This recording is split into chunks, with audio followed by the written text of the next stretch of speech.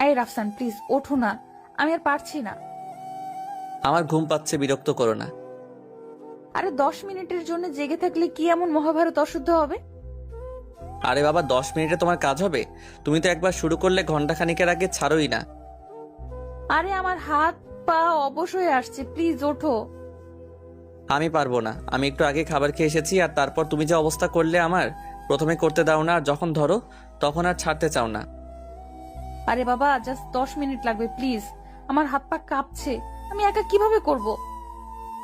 একা করবে মানে? আমি বেঁচে থাকতে তুমি একা একা নিজে করতে যাবে কেন? তাহলে তোমাকে নিয়ে যাবো নাকি করতে? তুমি কিসের কথা বলছো আমি বুঝতেছি না। আরে বাবা ওয়াশরুমে যাব, আমার ভয় করছে তাই তোমাকে উঠতে বলছি। ও এই ব্যাপার, আগে বললেই তো হতো। আমি তো ভেবেছিলাম তোমার দুষ্টু চিন্তা ভাবনা মাথায় ঘুরছে। কত পারো তুমি?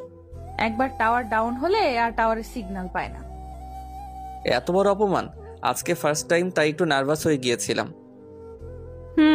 তোমার ফার্স্ট টাইম, আর আমি তো ছোটবেলা থেকে এগুলোই করি। আরে আমি ওইভাবে বলেছি নাকি? রাগ করো কেন? রাগ করবো না, এমনিতেই ভূতে ভয় পাই, তার উপর এরকম বাইরের দেশে হোটেলে একা একা টয়লেটে যেতে ভয় লাগে না বুঝি? হুম, ভয় তো তোমার একাই লাগে। তোমার মতো একটা চুন্নির সাথে শুয়ে আছি, আমার আর কিসের ভয়? তোমাকে বিয়ে করাটাই ভুল। আমারও বয়ে গেছে তোমাকে বিয়ে করতে। এখন এখানে আমার সাথে ঝগড়া না করে আমাকে হেল্প করো। কিছুদিন আগে ভার্সিটির একটা ক্যাম্পাসে আমাদের গল্পের হিরো বসে আছে তার বন্ধুদের নিয়ে। এই নোবরা, তুই ওখানে গিটার নিয়ে বসে কি করছিস? সারা রাত গিটার বাজিয়ে এখন দিনের বেলাতেও গিটারটাকে একটু শান্তি দিবি না? আমি রাতে গিটার বাজাই তাই না? আর তুই তো মেয়েদের ফেক আইডি খুলে ছেলেদের সাথে কথা বলিস। হুম, তুই বেশি জানিস। কে বলেছে তোকে? ওই দিন আমার আরেক আইডিতে রিকোয়েস্ট দিয়েছিলি তুই, আর তোর টাইপিং আমি চিনি, আর শেষমেশ তুই এসব শুরু করলি। আসতে বল শালা, মেয়েরা তাকিয়ে আছে, শুনলে আর প্রেম করা হবে না। তোর সাথে প্রেম করতে বসে আছে ওরা, তুই ছেলেদের সাথে প্রেম কর যা। রাফসানা আর পিয়াস তর্কাতর্কি করছে, এইদিকে ওদের দিকে একটা মেয়ে সালোয়ার কামিজে হালকা পায়ে হেঁটে আসছে। মেয়েটা ওদের সামনে এসে থামলো আর ওদের তর্কাতর্কি দেখে দাঁড়িয়ে আস্তে করে ডাক দিল। এক্সকিউজ মি ভাইয়া, প্রফেসর রাশেদ স্যারের অফিসটা কোন দিকে একটু বলতেন যদি খুব উপকার হতো। আসলে কাউকে চিনি না, তাই আপনাকে জিজ্ঞেস করলাম। পিয়াস কথা বলবে কি, মেয়ের দিকে তাকিয়ে আছে যেন ওর মৃত নানিকে দেখেছে, মানে চোখের পাতা আর পড়ছে না। রাফসানের গিটার সমান তালে বেজে চলেছে, কিন্তু কোনো সুর আর বাজছে না। বেসুরা তালে কি বাজাচ্ছে ও নিজেই জানে না। আসলে মেয়েটা এত সুন্দর যে নিজেরা নিজেদের আবেগ ধরে রাখতে পারছে না। হালকা দুধে আলতা গায়ের রং, কালো সালোয়ার কামিজ আর খোপা, উফ যা লাগছে। দক্ষিণা বাতাসে মেয়েটার শরীর থেকে একটা ফ্রেশ পারফিউম ভেসে আসছে, যা যে কোনো পুরুষকে পাগল করে দেওয়ার জন্য যথেষ্ট। ভাইয়া আপনারা কি আমার কথা শুনতে পাচ্ছেন? না মানে অসুস্থ নাকি আপনারা? রাফসানা এগিয়ে এলো, কপাল থেকে চুলগুলো সরিয়ে দুহাতে পিছনে সরিয়ে দিল। হ্যাঁ, কি যেন বলছিলেন আপনি? ভাইয়া বলছিলাম যে প্রফেসর রাশেদ স্যারের অফিসটা। ভাইয়া আমি না, ও ঠিক আছে। আর রাশেদ স্যারের অফিসটা আপনাকে বললে আপনি চিনবেন না, তাই আমি নিজেই নিয়ে যাচ্ছি, চলেন। আপনাকে কষ্ট দিলাম। আরে কিসের কষ্ট, আপনার জন্যে জান কুরবান। কিছু বললেন ভাইয়া? জান নাকি কি বললেন? না, আম্মু বলেছে সকালবেলা যে সুন্দরী মেয়ে দেখলে দূরে দূরে থাকতে। কেন ভাইয়া, কোনো সমস্যা? না না, আপনার কোনো সমস্যা নেই। সমস্যা আমার। দুর্বল হৃদয় লোক তো আমি, স্ট্রোক করে যদি মারা টারা যাই তাই আর কি। আপনি খুব সুন্দর মজা করতে পারেন। এখানে সুন্দরী কাকে পেলেন? কেন আপনি? আপনাকে দেখলে আসলে সৌন্দর্য শব্দটাও লজ্জা পাবে। কি যে বলেন ভাইয়া, আমাকে তো লজ্জায় ফেলে দিচ্ছেন। আপনি আবারও? বললাম না ভাইয়াটা আমি না, এই যে আমার ফ্রেন্ড পিয়াস, ও আজকে থেকে আপনার মায়ের পেটের ভাই। কি রে পিয়াস, ঠিক বললাম তো? শালা মেয়ে দেখে শুরু, কিন্তু এই হাদারাম মেয়েদের সাথে কথাই বলতে পারে না, আর আজকে যেন কথার রকেট ছোটাচ্ছে। ওর কথা বাদ দেন, ও মেয়েদের সাথে কথা বলে না। চলেন আপনাকে অফিসে নিয়ে যাই। রাফসানা সাদিয়াকে 3-4 বিল্ডিং ঘুরিয়ে শেষমেশ অফিসে নিয়ে গেল। এই ফাঁকে সাদিয়ার বাসা, গ্রাম, পোস্ট অফিস, বাবার নাম, মায়ের নাম, ভাই বোন কয়জন সব জেনে নিয়েছে। শুধু ফোন নাম্বারটা চাইতে ভুলে গেছে। সাদিয়াকে অফিসে রেখে রাফসান পিয়াসের কাছে এলো, কিন্তু পিয়াসকে পেল না। আবার সাদিয়ার কাছে গেল, কিন্তু সাদিয়াকেও পেল না। কি একটা ব্যাপার! অনেক খুঁজে কাউকে না পেয়ে বাসায় চলে এলো। কি রে বাবা, আজকে এত তাড়াতাড়ি চলে এলি? আজকে কোনো মেয়ে পাত্তা দিল না? আরে আম্মু, তুমিও? ও শোনো আম্মু, আজকে তোমার বৌমার সাথে দেখা হয়েছিল। আমার বৌমা? এটা আবার কে? আমার তো একটাই ছেলে, তাহলে বৌমা পেলি কোথায়? আরে আম্মু, এখনো বৌমা হয়নি, বাট হবে। কে সে মেয়ে যাকে দেখে এত পাগল হয়ে গেছিস? আচ্ছা আম্মু, দোয়া করা যেন কালকে দেখা হয় তার সাথে। এত বউ পাগলা, বললাম যে পড়াশোনা বাদ দিয়ে বাবার সাথে ব্যবসাটার হাল ধর, বিয়ে করিয়ে দেই। আরে আম্মু, আর কাউকে খুঁজতে হবে না, তোমার বৌমাকে পেয়ে গেছি। এখন চুপচাপ খাবার খা, খাবার সময় কথা বলতে নেই। এরপর 1 সপ্তাহ কেটে গেছে। সাদিয়ার সাথে আর রাফসানের দেখা হলো না। সাদিয়া যেন গায়েব হয়ে গেছে। আরো 3 দিন এভাবে কেটে গেল। রাফসান আব্বুর বলা একটা কাজে সিলেট গিয়েছিল। রাতের বেলা বাড়িতে ফিরছিল। বৃষ্টির কারণে গাড়িটা একটা সিএনজি স্টেশনে থামালো ড্রাইভার। রাফসান গাড়িতেই বসে আছে। তখনই বাইরে চোখ পড়তে দেখতে পেল সাদিয়াকে। সাদিয়া ব্যাগ নিয়ে একটা বেঞ্চে বসে আছে। রাফসান গাড়ি থেকে বেরিয়ে সাদিয়ার কাছে গিয়ে সাদিয়ার কাঁধে আঙ্গুল দিয়ে একটা খোঁচা দিল। ম্যাম, এখানে এত রাতে ব্যাগ নিয়ে বসে আছেন কেন? আরে রাফসান ভাইয়া, সরি। রাফসান না?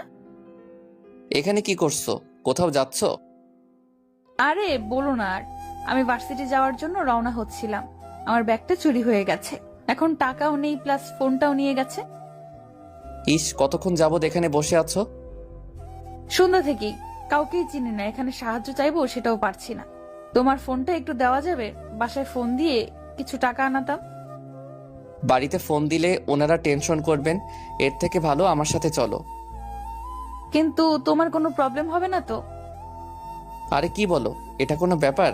আমি তো চাই সারা জীবনের জন্য তোমাকে আমার পাশের সিটে বসাতে। কি যেন বললে একটা? কই কিছু বলিনি তো। আমি বলেছি যে আমি বাড়ি থেকে গাড়ি নিয়ে এসেছি, সমস্যা হবে না। গাড়ি পুরোটাই ফাঁকা। তাহলে তোমাকে অগ্রিম ধন্যবাদ। ব্যাপার না, চলো। এর আগে বলো, কিছু খেয়েছো? না, আসলে টাকাগুলো সব চোর। ভালোই হয়েছে, আমিও ডিনার করিনি, আর বাড়ি ফিরতে ফিরতে আরো অনেক সময় লাগবে। চলো গাড়িতে উঠে বসো, হোটেলে গিয়ে ডিনার করে নেই। আবারও অগ্রিম ধন্যবাদ। আসলে তোমাকে এখানে এভাবে পাবো কল্পনাও করিনি। কথা বললে পেট ভরবে না, চলো, রাত হচ্ছে। রাফসান সাদিয়াকে নিয়ে একটা রেস্টুরেন্টে গিয়ে দুজন হাসি আনন্দে ডিনার করে নিল। সাদিয়া রাফসানের ব্যবহারে খুবই ইমপ্রেসড। সাদিয়ার হোস্টেলের সামনে গাড়ি এসে থামলো। রাফসান, আজকের জন্য অনেক অনেক ধন্যবাদ। তুমি না থাকলে আমার যে কি হতো। আরে ব্যাপার নাই, নাও এটা রাখো। এইটা তো তোমার ফোন। আমি নতুন সিম লাগিয়ে দিয়েছি, আর আমার বাসার একটা ফোন আছে। ফোন ছাড়া চলা যায় নাকি? কিছু বলার নাই আমার, তুমি খুব ভালো।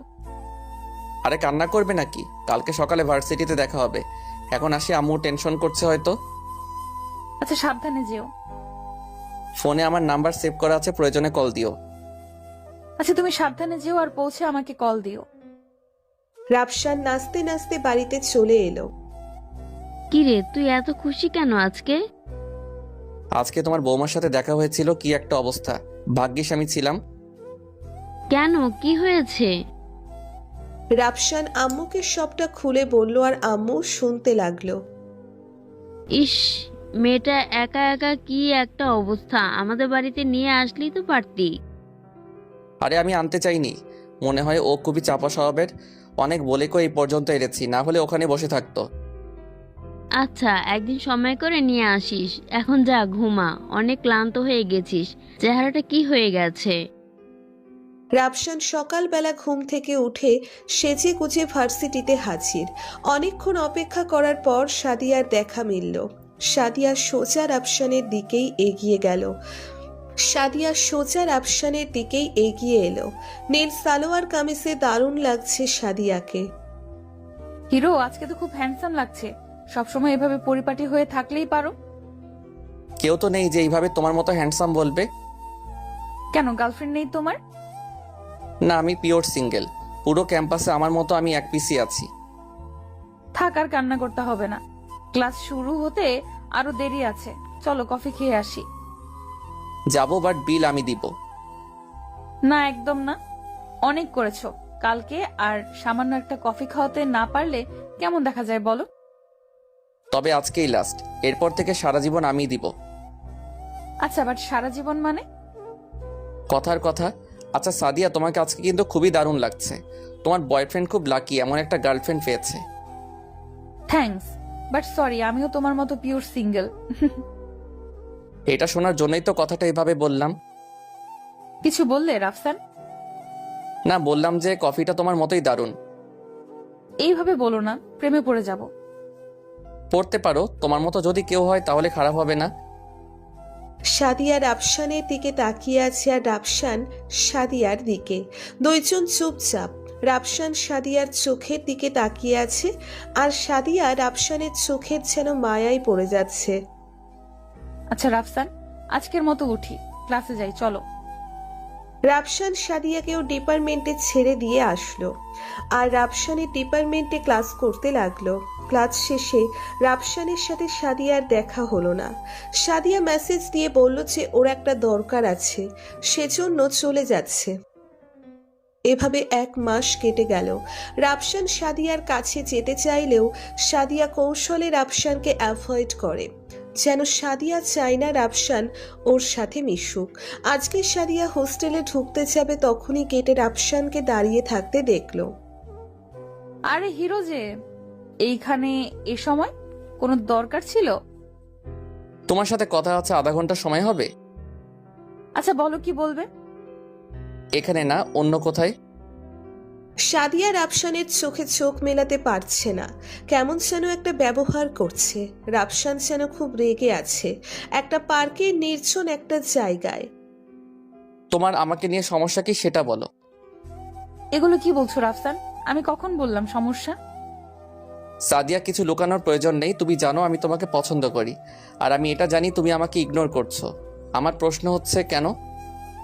তাহলে আর কিছু লুকানোর প্রয়োজন নেই। আমি একটা গরিব ঘরের মেয়ে, অনেক কষ্ট করে লেখাপড়া করে এত দূর এসেছি। আমার আর তোমার ফ্যামিলি যেন তেল আর জল, তোমরা কোথায় আর আমরা কোথায়। তাই আমি চাই না তুমি আমার সাথে ওসবে জড়াও। এটাই কারণ। তুমি কি ছোট বাচ্চা? তুমি এই বিষয়ে আমার সাথে কখনো 2 মিনিট কথা বলেছো? আমি তোমাকে প্রথম দেখে আমার আম্মুকে বলেছি, আর আজকেও বলে এসেছি। আমার আম্মু জানে আমি তোমাকে পছন্দ করি, আর আমার ফ্যামিলি অমন না যে টাকা পয়সার বাড়ি গাড়ি দেখে মানুষকে বিচার করে। আমরা মানুষের চরিত্র, ব্যবহার আর মন দেখে মানুষকে মূল্যায়ন করি। কিন্তু তবুও রাফসান, আমি আজকেই তোমাকে বিয়ে করব। তোমার আব্বু আম্মুকে ফোনে সবটা বলেছি, ওনারা আসছেন ঢাকা, আর আমার আব্বুকেও আমি বিদেশ থেকে আনিয়েছি। আজকে যা হবার হবে। তুমি শুধু এটা বলো, আমাকে তোমার হাজবেন্ড হিসেবে কেমন লাগবে? আমাকে পছন্দ করো কিনা? সাদিয়া কোনো কথা বলতে পারছে না, কান্না করছে আর মাথা নাড়াচ্ছে। রাফসান এগিয়ে গিয়ে সাদিয়াকে জড়িয়ে ধরলো। আরে পাগলি, কান্না করো কেন? তুমি সামান্য বিষয়ের উপর এতটা কষ্টে আমাকে কিভাবে দিলে বলো তো? আমিও তোমাকে অনেক লাইক করি, বাট সবকিছু চিন্তা ভাবনা করে মনে হলো আমি তোমার যোগ্য না। প্লিজ আমাকে দোষ দিও না। তোমাকে দোষ দিব কেন?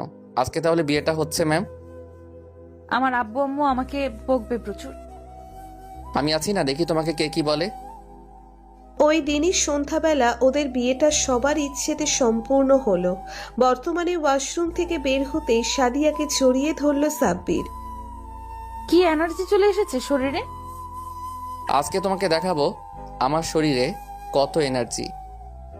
এটা বলে সাদিয়াকে বিছানায় নিয়ে গেল রাফসান, আর তারপর বিছানাতে শুরু হলো তৃতীয়